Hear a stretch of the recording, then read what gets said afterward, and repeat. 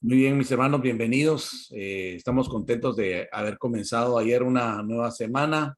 Aquí se celebró el 4 de julio, el Día de la Libertad, el Día de la Independencia de este país, pero nosotros celebramos el Día de la Independencia, el Día de la Libertad, el día que recibimos a Cristo como Salvador, pues somos libres de pecado, somos libres de condenación gracias a Cristo y tenemos una libertad eterna. Yo quiero compartir con ustedes rápidamente hoy un versículo, una escritura que tengo aquí reservada en Apocalipsis, que está Apocalipsis capítulo 3, versículo 7 en adelante, y es un mensaje para la iglesia de Filadelfia.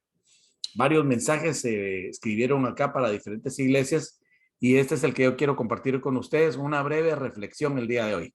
Apocalipsis capítulo 3, versículo 7 dice: escribe al ángel de la iglesia en Filadelfia, el santo y verdadero, el que tiene la llave de David, el que abre y nadie cierra, y cierra y nadie abre.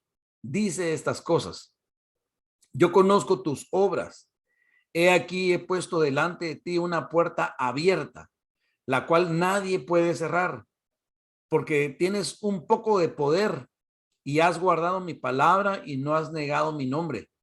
He aquí yo te daré algunos de la sinagoga de Satanás, de los que dicen ser judíos y no lo son, sino que mienten.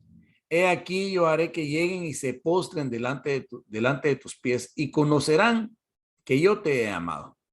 Porque guardaste la palabra de mi paciencia, yo también te guardaré a la hora de la prueba que ha de venir sobre todo el mundo habitado para probar a los moradores de la tierra. Yo vengo pronto, retén lo que tienes para que nadie tome tu corona. Al que venza yo le haré columna en el templo de mi Dios y nunca jamás saldrá fuera.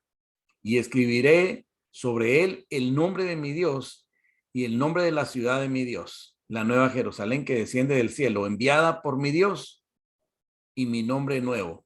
El que tiene oído, oiga lo que el Espíritu dice a las iglesias. Qué importante es que nosotros tengamos oído para oír, porque muchas veces solamente tenemos orejas, pero no tenemos oídos. Muchas veces solamente escuchamos las cosas de la manera natural, pero no oímos a Dios, no notamos cuando Dios nos está hablando. Y qué importante es que Dios nos hable, ¿verdad? Que cada día nosotros mantengamos una comunión con el Señor de tal manera que podamos percibir de una u otra forma que Él nos hable a través de diferentes maneras. Él habla a muchas personas a través de su palabra, no necesariamente que les hable audiblemente, ¿verdad? Algunos se asustan cuando dicen, algún siervo de Dios dice, yo oí que Dios me dijo. Y dicen, ¿cómo es posible si a mí Dios nunca me ha hablado? Pero es que Dios tiene muchas formas de hablarnos, nos puede hablar a través de su palabra. Abrimos esas páginas y empezamos a leer y algo nos palpita allá dentro del corazón, algo decimos, esto lo entiendo de esta manera, algo me está hablando desde la Biblia. También Dios nos puede hablar a través de sus siervos. Cuando tú estás oyendo una prédica como esta, Dios puede hablarte a través de un hombre. Claro que Dios usa vasos de barro, ¿verdad? Que son vasos de honra que le sirven. Y por supuesto que Dios te puede hablar a ti a través de una prédica, a través de un siervo de Dios. También Dios utiliza los diferentes dones que hay en su iglesia, como por ejemplo la palabra profética. Dios puede mandarte a una persona que te da una palabra profética, o alguien tal vez en algún medio de comunicación lanza una palabra profética y tú dices, esa palabra era para mí, y hasta la apuntas, te impacta tu corazón y dices, esa palabra Dios me la envió a mí. Dios no tiene límites para hablarnos. También hay una posición un poco panteísta, tal vez si ustedes quieren verlo así, pero a veces Dios nos habla a través de la misma naturaleza, a través de las cosas que nos rodean. Yo le voy a contar mi experiencia. A mi esposa y a mí nos gusta salir a caminar en las mañanas, y a mí me gusta también correr, y ella está aprendiendo a correr también ahora. Nunca le había gustado correr porque dice que siente que se le sale el corazón por la boca, ¿verdad? Pero ahora ella está aprendiendo también a correr como yo he corrido. Y entonces, hermano, cuando uno va por el lugar donde corre, a veces ve las aves volando, ve la naturaleza de Dios maravillosa, y a través de eso uno como que se conecta con Dios y empieza a Dios a hablar a la mente de uno. Empiezan a venirse versículos, empieza a venir una inspiración que tiene que ser divina, ¿verdad? Porque cuando tú estás necesitado de la guianza de Dios, Dios te habla para que tú sepas qué hacer, para que tú sepas cuál es el camino que debes de seguir, porque muchas veces en nuestro diario vivir necesitamos esa guianza. Y mire usted lo que la palabra de Dios está hablando aquí a esta iglesia de Filadelfia en el principio. Dice, el santo y verdadero, el que tiene la llave de David, el que abre, nadie cierra, y cierra y nadie abre. Y entonces yo quiero detenerme un momento ahí y meditar acerca de esto. Muchas veces las puertas a nosotros terrenales se nos cierran. Muchas veces las cosas que queremos hacer no son cerradas. ¿Le ha pasado a usted que usted tenía un plan y ese plan se le cae frente a sus narices? Usted está tratando de hacer las cosas lo mejor que puede y ese plan se le cierra. Tal vez tú estabas intentando hacer un negocio y le metiste todas las ganas, le echaste todas las ganas y ese negocio se derrumba frente a ti. Tal vez tú intentaste tener una relación con alguien, tal vez tener una novia, un novio para casarte y esa relación se derrumbó.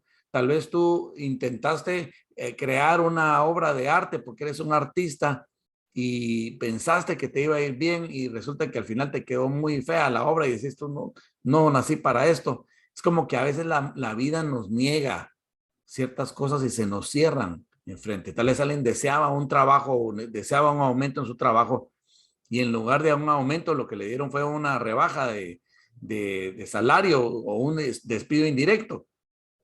La vida es así, hermanos. La vida no es color de rosa. La vida no es fácil. La vida a veces nos dice no, a veces nos niega la vida lo que queremos. Pareciera que las puertas se nos cierran, pero déjeme decirle una cosa.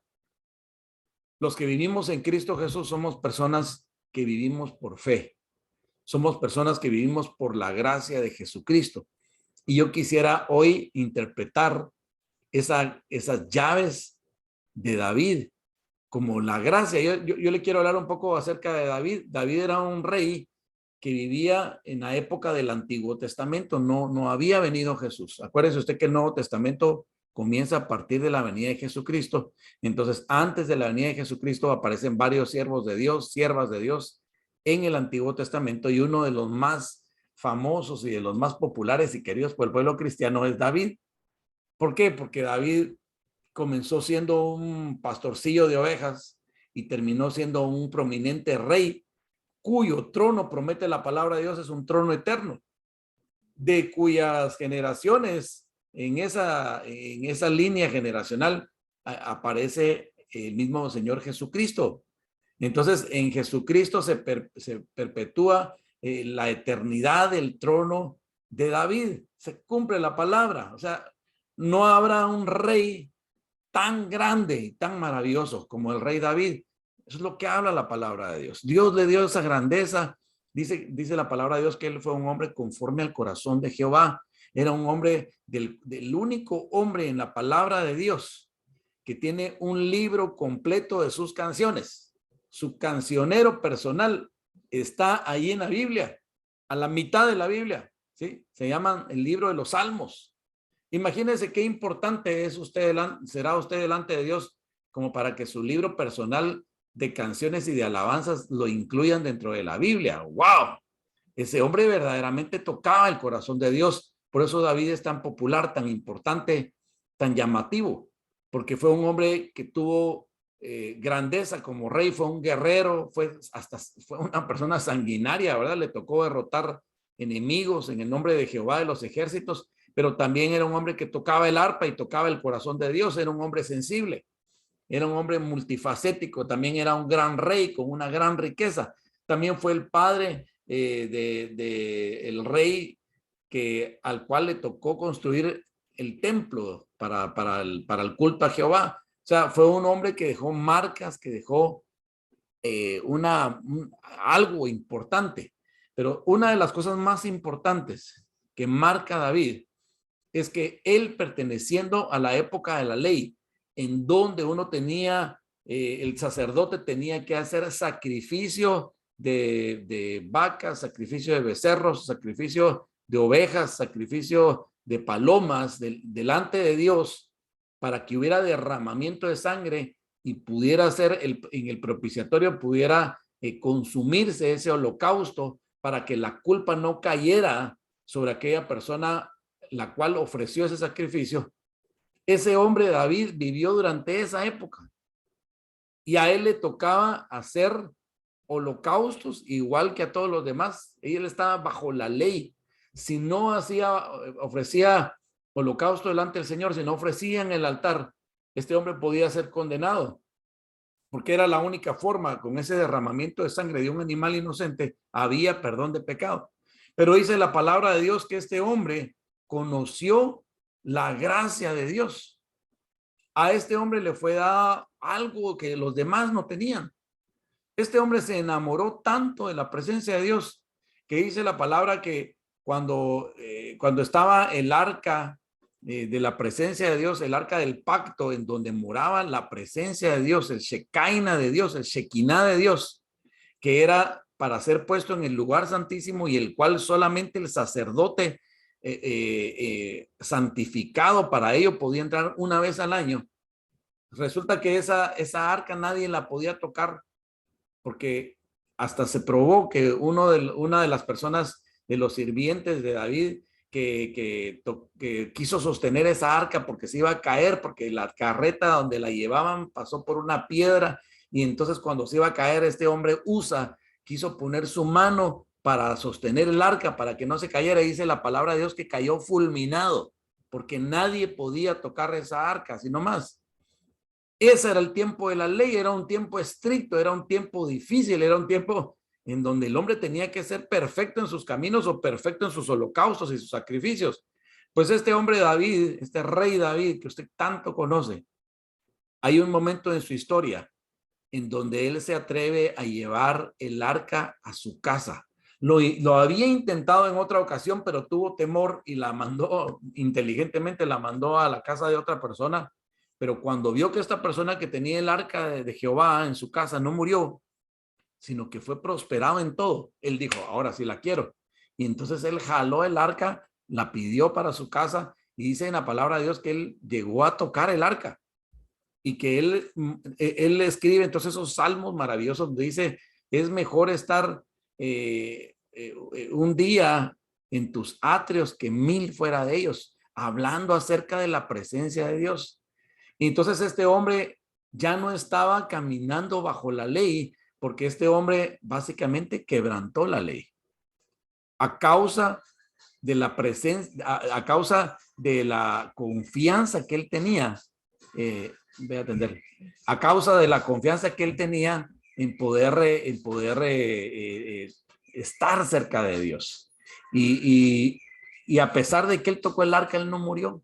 Entonces, ¿qué nos habla esto? Nos habla de un David que empezó a caminar en la gracia, ya no en la ley. Se abrió un paréntesis de gracia en el Antiguo Testamento. ¿Y saben quién lo protagonizó? David, este hombre que era conforme a la presencia de Dios. Y si usted ve la escritura que nosotros estamos leyendo el día de hoy, dice, el que tiene la llave de David, el que abre y nadie cierra, y cierra y nadie abra. Yo quisiera interpretarlo como, a veces se nos cierran las puertas y a veces se nos abren las puertas. Y esto que pasa, mis hermanos, es por la gracia de Dios. Si a ti se te abre una puerta, es por la gracia de Dios que habita en ti. Esas llaves que habla de David son unas llaves de la gracia, ¿sí? Las puertas que están cerradas para millones de personas, a ti te son abiertas, porque tú ya no caminas por la ley, ya no caminas ya no avanzas por la perfección de tus actos, aunque tú cometas errores, aunque tú cometas a veces hasta pecados, tú logras que se te abran las puertas porque tú tienes en tu vida las mismas llaves que habla esta escritura, que son las llaves de David. Es la llave de la gracia, esa gracia que abre puertas que a otros se les cierran. Y aquí dice, si Dios las cierra, si Dios las abre, nadie las va a poder cerrar. Si Dios las cierra, nadie las va a poder abrir. A veces nosotros tenemos nuestra confianza en nuestras fuerzas, en nuestras negociaciones, en nuestra inteligencia, en nuestros esfuerzos, en nuestro brazo fuerte. Y hermano, muchas veces Dios permite que seamos humillados y que topemos y que no logremos hacer las cosas que queremos. Se nos cierra la puerta en nuestra cara para demostrarnos que no es por nuestro esfuerzo, sino que es por su gracia. A veces no entendemos la magnitud de la gracia, hermano. Cuando nos decimos, ya no quiero eso, ya lo dejo por un lado, ya me desanimé, ya no quiero yo continuar con este proyecto. Entonces viene Dios y te abre las puertas. Dices tú, pero si yo ya no quería, sí, pero ahora sí te las voy a abrir porque es por mi gracia, no es por tu fuerza. ¿Sí? ¿Me está escuchando? ¿Me escuchan bien? Sí. Dice la palabra de Dios en esta escritura, además de lo que les acabo de mencionar. Dice, el santo y verdadero, el que tiene la llave de David, el que abre y nadie cierra, y cierra y nadie abre, dice estas cosas. Versículo 8, yo conozco tus obras, he aquí, he puesto delante de ti una puerta abierta, la cual nadie puede cerrar, porque tienes un poco de poder y has guardado mi palabra y no has negado mi nombre. Dos cosas importantes. Has guardado mi palabra y no has negado mi nombre. Quiere decir entonces, hermano, que hay algo que sí pide Dios como un requisito mínimo para que las puertas se nos abran. Hermano, primero, que caminemos nosotros en la gracia, que no confiemos en nuestro brazo fuerte, que no confiemos en nuestra inteligencia, que no confiemos en nuestros planes. Dice, fíate de Jehová y no te apoyes en tu propia prudencia, reconócelo en todos sus caminos y él enderezará tus veredas. Si yo me tengo que fiar de Jehová, fiarme de Dios, fiarme de Jesucristo, fiarme del Espíritu Santo, fiarme de su palabra, poner mi confianza ahí, entonces yo estoy entendiendo que va a ser por gracia que se me van a abrir las puertas. Pero ¿cómo puedo hacer yo para que esas puertas permanezcan abiertas y no se me cierren? Hay dos cosas importantes que habla esta escritura. Y es que dice, tienes un poco de poder y has guardado mi palabra y no has negado mi nombre. Entonces, necesito yo, hermano, entender que la palabra la tengo que guardar. Eso sí me toca. Mira, yo puedo fallar. Mira, yo puedo no ser perfecto. Yo puedo caminar sobre la gracia y el perdón. O sea, mantener las puertas abiertas por pura gracia, ¿sí? No, gracia es un don inmerecido, pues. No me lo gané, me lo están dando gratis. Eso es Jesucristo para nosotros, una puerta abierta. Pero lo que sí tengo que hacer es mantener su palabra, retenerla, no menospreciarla, no olvidarla. No que yo vaya a ser perfecto, no que yo vaya a cumplir todas las cosas que están en su palabra, porque dice en la palabra de Dios que 7 veces caerá el justo, más 7 veces lo levantará el Señor. Eso significa que entonces nosotros caemos, nosotros nos confundimos. Hermanos, si nosotros no estamos preparados para esto, el diablo va a venir y nos va a acusar y nos va a decir, no, tú eres un pecador, ya vete, ya ni sigas buscando a Dios, y le vamos a creer. Pero si nosotros entendemos la gracia, nosotros vamos a decir, no, yo voy a mantener la puerta de la gracia. Yo le voy a pedir a Dios que mantenga la puerta de la gracia abierta para mí, porque yo soy pecador, yo necesito su perdón, yo necesito creer por gracia. No es gracias a Dios que no depende mi bendición, de mi perfección, depende de la gracia que es Cristo para mi vida. Es esa puerta abierta que me dice, pecaste, pero aquí estoy con los brazos abiertos, listo para perdonarte. Pero lo que sí tengo que hacer es guardar su palabra. Eso significa amarla, eso significa conocerla, eso significa tratar de cumplirla con todas mis fuerzas. No significa que yo me vaya a volver un legalista y me voy a volver una persona que le anda dando bibliazos a todo el mundo y quiero que todos sean perfectos, si ni yo lo soy. Al contrario, significa una persona que ama la palabra, una persona que predica su palabra, una persona que lucha por su palabra, una persona que trata de alcanzar su palabra y cumplirla, pero sabe que está caminando por gracia. ¿Sí? Di conmigo, la gracia es esa puerta abierta. Es esa puerta abierta. Esa puerta abierta, Esa puerta abierta se llama Jesucristo. se llama Jesucristo. Si yo entiendo eso, hermano, yo voy a estar luchando por cumplir la palabra de Dios, pero no me voy a torturar a mí mismo, así, yo mismo señalándome como pecador, porque entonces estaré haciendo de menos la gracia de Jesucristo. ¿Para qué fue derramada la sangre si no es para perdonarme y lavarme a mí, lavarte a ti? ¿Podemos hacernos perfectos nosotros mismos, a nosotros mismos? No, hermano, pero estamos en la lucha.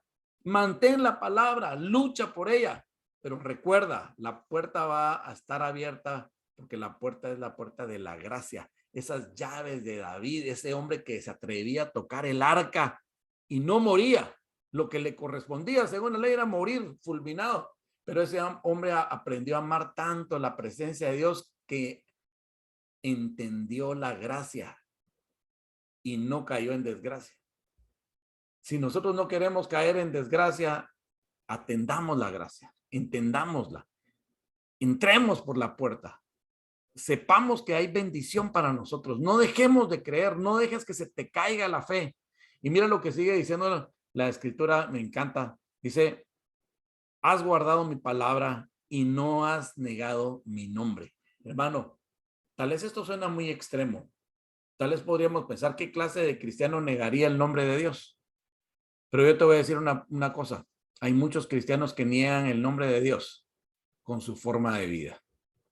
Hay muchos cristianos que niegan el nombre de Dios con sus decisiones.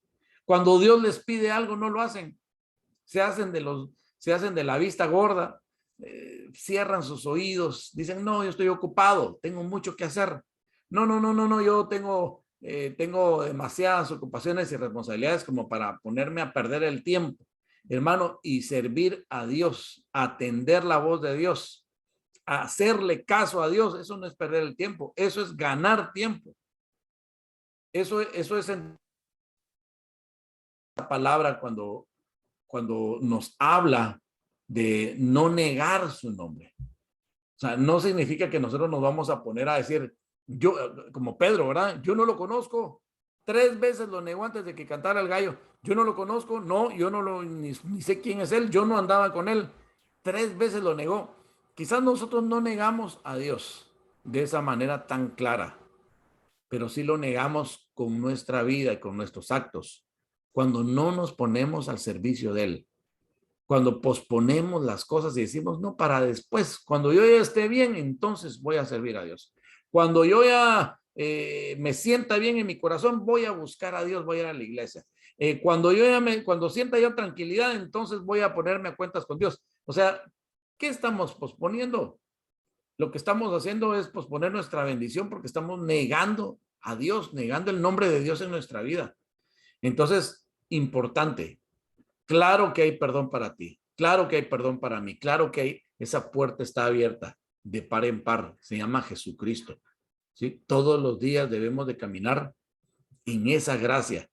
Sin embargo, 2 cosas nos pide el Señor, que mantengamos su palabra, ¿sí? Que no la olvidemos, que la amemos, y nos pide que no neguemos su nombre, no nos cerremos a Dios. Miren, todos los días veo a gente que románticamente suspira con algún día estar bien con Dios, pero lo pospone para después. ¿Qué hace? Está negando el nombre de Dios en su vida. Cuando yo abro las puertas de mi corazón y digo, yo acepto a Cristo como mi Salvador, hoy, yo acepto su perdón, hoy, yo recibo su gracia, hoy, yo entro por la puerta de la gracia, yo quiero conocer su palabra, yo quiero decirle sí a su nombre en mi vida, que Cristo sea el Salvador de mi vida. Entonces esa persona entra a una época de bendición maravillosa. Y dice en la palabra de Dios, dice, porque tienes un poco de poder y has guardado mi palabra y no has negado mi nombre. Versículo 9 dice, he aquí, yo te daré algunos de la sinagoga de Satanás, de los que dicen ser judíos y no lo son, sino que mienten. He aquí, yo haré que lleguen y se postren delante de tus pies y conocerán que yo te he amado. Algo que le espera a una persona que entra por la puerta de la gracia, mantiene su palabra, no niega el nombre de Dios. En otras palabras, se dispone a ser socio de Dios y se dispone a ser hijo de Dios, se dispone a ser una oveja de Cristo, se dispone a ser un servidor de Jehová, se dispone a ser una persona que pertenece a la familia del Señor con todo su corazón. Esa persona Dios la va a poner en prominencia, la va a poner en un lugar importante y va a ver cómo aquellos que se niegan a Dios tarde o temprano van a estar bajo su autoridad. Cuando habla aquí que se postren a tus pies, no lo está diciendo literalmente, lo está diciendo en un sentido figurado. Es poner a los hijos de Dios en autoridad, en situaciones preferentes por encima de las personas que no tienen a Dios. Te pongo ejemplos.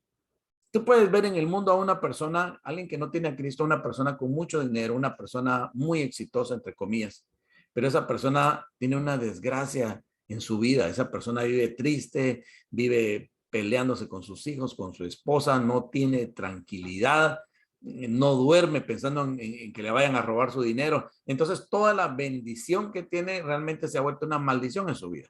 Y puedes ver a un cristiano que no tiene nada, posiblemente una persona de muy pocos recursos, pero esa persona vive feliz con su esposa, vive feliz con sus hijos, goza al 100% su vida, tiene felicidad y paz. La pregunta es, ¿quién de esas dos personas está en mejor posición? Quisiera ser tú la persona que tal vez no tiene muchos recursos terrenales, pero tiene los recursos eternos, o quisiera ser la persona que tiene los recursos terrenales, pero no tiene los eternos. Ese es el caso tuyo y mío. Somos hijos de Dios. Tenemos los recursos eternos, tenemos la paz, tenemos el gozo, tenemos el amor, tenemos la felicidad. Eso nos pone en situación ventajosa con respecto al que no tiene a Dios. A veces esa gente nos pide consejo a nosotros. A veces esa gente nos dice, ¿cómo hacen ustedes para estar tan felices? Si yo con todo lo que tengo no puedo. Ore por mí, tal vez a usted Dios lo oye. Eso es lo que te está hablando ahí la palabra. Y por último dice en el versículo 10, porque guardaste la palabra de mi paciencia, yo también te guardaré a la hora de la prueba que ha de venir sobre todo el mundo habitado para probar a los moradores de la tierra. Hermano, paciencia, paciencia. La palabra no se cumple automáticamente. No vivimos un evangelio de microondas de 30 segundos. No vivimos un evangelio de magia en donde aquí está y aquí no está y ahora aquí está. O sea, no es magia la que hace Dios. Hay procesos. Los procesos, hermano, forman paciencia en nuestro carácter, forman paciencia en nuestra mente, nos hacen esperar, nos quebrantan el orgullo, la soberbia y nos van dando, nos van haciendo gente fuerte, gente paciente, gente que sabe esperar, gente que no come ansias, gente que sabe esperar en el Señor, lo que hablábamos en una prédica pasada, ¿verdad? Esperar en el Señor, tener esa esperanza, tener esa tranquilidad de aguardar en Él, porque Él va a hacer las cosas. Ya no esperar en mis propias fuerzas, ya no esperar en las fuerzas del vecino, del jefe, del tío, sino esperar en Dios. Entonces, por cuanto guardaste la palabra de mi paciencia, dice, yo también te guardaré a la hora de la prueba que ha de venir sobre todo el mundo habitado para probar a los moradores de la tierra. Entonces, tarde o temprano, vamos a ver nosotros cómo Dios, como en una burbuja, nos guarda a sus hijos, a los que hemos esperado pacientemente en Él, y cómo nos libra de lo que al mundo le pasa. Claro que le viene prueba al mundo, le ha venido prueba al mundo y le seguirá viniendo prueba, pero los hijos de Dios, aquellos que han guardado la palabra de su paciencia, que han esperado en Él, son guardados en una forma especial por Él. Qué importante es que tú hoy estés guardando la palabra de su paciencia, que tú digas, yo creo en las promesas de Dios, sé que sus promesas se van a cumplir, sé que ninguna de ellas va a quedar tirada, sé que mi Dios es fiel, sé que mi Dios promete y cumple, sé que tarde o temprano voy a ver la mano de Dios manifestada en mi vida y va a ser puntual, ¿verdad? Pero no va a llegar tarde jamás, va a llegar puntual. ¿Por qué? porque has guardado la palabra de la paciencia. Versículo 11 dice, para terminar esta reflexión, yo vengo pronto, retén lo que tienes para que nadie tome tu corona. Ojo, hermano, el tiempo es importante. No deje las cosas sin una medida de tiempo. Urge que nos acerquemos a Dios. Urge que sirvamos a Dios. No procrastines. No dejes las cosas para después si las puedes hacer hoy. No idealices tu cristianismo. No digas cuando yo ya tenga esto acá y entonces yo voy a hacer. Hermano, eso no sirve. Tiene que ser hoy. Él viene pronto. Él te dice retén tu corona para que nadie la tome. Retén lo que tienes para que nadie tome tu corona. ¿Qué te está diciendo? Que Él te ha dado dones, que Él te ha dado bendiciones, que Él te ha dado recursos, que Él te ha dado familia, que Él te ha dado fuerzas, que Él te ha dado trabajo, que Él te ha dado manos, que Él te ha dado ojos, te ha dado pies, te ha dado mente, te ha dado un corazón que palpita.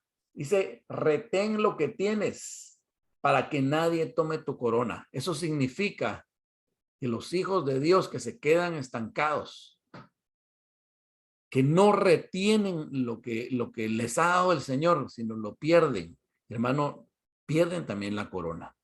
Otro puede tomar tu corona si tú no avanzas, si tú no crees en lo que Dios te ha dado, si tú pospones las cosas, hermano, otro va a arrebatar tu corona, porque así es el reino de Dios. El reino de Dios avanza con uno o sin uno, hermano. No es que Dios sea cruel, es que el reino de Dios siempre avanza, nunca se detiene. Entonces, si otro se pone más las pilas que tú, toma tu corona. Eso nos habla de urgencia. Es hoy tu decisión. Versículo 12 dice, al que venza, yo le haré columna en el templo de mi Dios y nunca jamás saldrá fuera. Y escribiré sobre él el nombre de mi Dios y el nombre de la ciudad de mi Dios, la nueva Jerusalén que desciende del cielo, enviada por Dios, y mi nombre nuevo. Mire usted todo lo que ofrece el Señor. Hacernos columna en su templo, eso significa ser una autoridad en sus cosas, ser alguien importante, ser cabeza y no cola. Él dice que nunca saldrá de ahí. Eso significa una comunión eterna con Dios. Él habla también de escribiré sobre él el nombre de mi Dios. Eso significa la identidad de Cristo en tu vida. Y el nombre de la ciudad de mi Dios, eso significa vas a tener un lugar especial con Dios siempre. Tu territorio Dios lo demarcará. Hermano, ¿qué más bendiciones le podemos pedir nosotros a Dios? Y dice por último, y mi nombre nuevo. ¿Sabe usted que el Señor nos da a nosotros un nombre nuevo cuando venimos a Cristo? No lo sabemos todavía porque dicen algunos que si uno sabe ese nombre es cuando ya uno va a partir a la presencia del Señor. Entonces no nos lo revela todavía, pero ya nos ha sido dado un nuevo nombre. Ya somos una nueva criatura en Cristo Jesús. Y dice la palabra de Dios, el que tiene oído, oiga lo que el Espíritu dice en las iglesias. No cierres tu oído a esta enseñanza. No cierres tu oído a la palabra de Dios. No endurezcas tu corazón. El Señor abre la puerta delante de ti hoy y te dice que retengas lo que estoy, que nadie tome tu corona, que utilices esa gracia, hermano. No te castigues a ti mismo diciéndote a ti mismo que no eres perfecto, que eres pecador. No dejes que el acusador te detenga diciéndote que eres un pecador, hermano. Todos somos pecadores. Que lance la primera piedra el que es libre de pecado. No existe ningún cristiano que no peque. ¿Sí? Ya no somos pecadores de oficio, somos pecadores porque arrastramos esta naturaleza. Pablo dijo, ¿quién me librará de esta prisión de maldad? ¿Sí? O sea, hago lo que yo no quiero y lo que quiero no hago. ¿Qué está hablando? Está hablando de que hay una lucha entre la naturaleza de la carne, la naturaleza, las pasiones terrenales y el espíritu. Esa es la lucha interna diaria del hombre. Todo creyente tiene esa lucha, hermano. Nadie puede juzgarte a ti, ni nadie puede juzgarme a mí, porque hay una puerta abierta delante de nosotros que es Jesucristo mismo. Él abrió esa puerta. Las llaves de David están en tus manos, te han sido dadas, es la gracia, es la confianza. Entraré por tus puertas con acción de gracias, por tus atrios con alabanza. Hermano, mantengámonos confiadamente en comunión con el Señor. Pidamos perdón por nuestros pecados, arrepintámonos diariamente de nuestros pecados, pero abracémonos de esa gracia, abracémonos de Cristo. Él derramó su sangre para que mantengamos una santa comunión con Él todos los días. No santa porque seamos santos nosotros, santa porque Él es santo. Nosotros que somos pecadores necesitamos estar pegados al santo. Que el enemigo no te separe de esa comunión, que el enemigo no se robe la gracia de tu vida, que el enemigo no te acuse, que tu carne no te acuse. Perdónate a ti mismo también, esa es parte de la gracia. Y avanza, retén tu corona, créele a Dios, hazle caso todos los días, retén la palabra de su paciencia. Dios te va a responder, vendrán los milagros a tu vida, vendrán las respuestas. No te desanimes, que el Señor está contigo y ha abierto esas puertas de par en par. Yo quiero invitarte a que hagas una oración con nosotros esta tarde, esta noche, y dejes que ese espíritu maravilloso de perdón a través de Cristo Jesús, esa gracia que te abra las puertas de par en par, sea la puerta por donde tú entres hoy. En el nombre de Jesús, Padre, yo te pido, Señor, muy especialmente hoy, por las personas que no te conocen, Señor. Las personas que están lejos de ti, saben de ti, pero no son tus hijos. Yo te pido, Señor mío, que estas personas alcancen esta gracia y esta misericordia hoy. Que estas puertas abiertas de gracia sean, Señor mío, atravesadas por ellos. Que ya no haya más autoacusación, que no haya más autodestrucción, que no haya más estancamiento en sus vidas, sino que a partir de hoy entren a esa gracia, a esa misericordia, a ese perdón, que reciban el perdón de Cristo a través de su muerte, a través de su derramamiento de sangre, para que nosotros seamos perdonados. En el nombre de Jesús, que entiendan que tú ya pagaste el precio para que nosotros seamos salvos por gracia, por esa gracia inmerecida, ese regalo inmerecido de la gracia. Señor, gracias por esa puerta abierta que tú abres y nadie cierra. Y Señor, obviamente tú la cierras a aquellos que menosprecian esa palabra, aquellos que menosprecian ese sacrificio, aquellos que menosprecian ese llamado. Tú cierras esa puerta eternamente para ellos, porque no hay otra forma de entrar al Padre si no es por ti, Cristo Jesús, por esa gracia y ese perdón. Ayúdanos a tus hijos, Señor, a mantenernos constantemente en tu presencia, que no nos enfriemos en la fe, que no nos alejemos de esa puerta abierta. Tú abriste las puertas para nosotros. Claro que hay victoria, claro que hay respuesta, claro que viene la bendición, pero esperaremos a través de la palabra de tu paciencia. Mantendremos nuestra corona retenida. Nadie nos la va a quitar. Estaremos sirviéndote, estaremos esperando en ti, Señor. Avanzaremos en tu reino mientras tú haces milagros en nuestra vida, Señor. En el nombre de Jesús, yo te pido por las peticiones de cada hijo que está aquí presente, Señor, en esta reunión, o aún los que no estén presentes, Señor, en el nombre de Jesús. Escucha sus peticiones, escucha sus oraciones, su clamor, respóndelo, Señor, conforme a tus riquezas en gloria. En Cristo Jesús. Gracias, Señor. Amén y amén.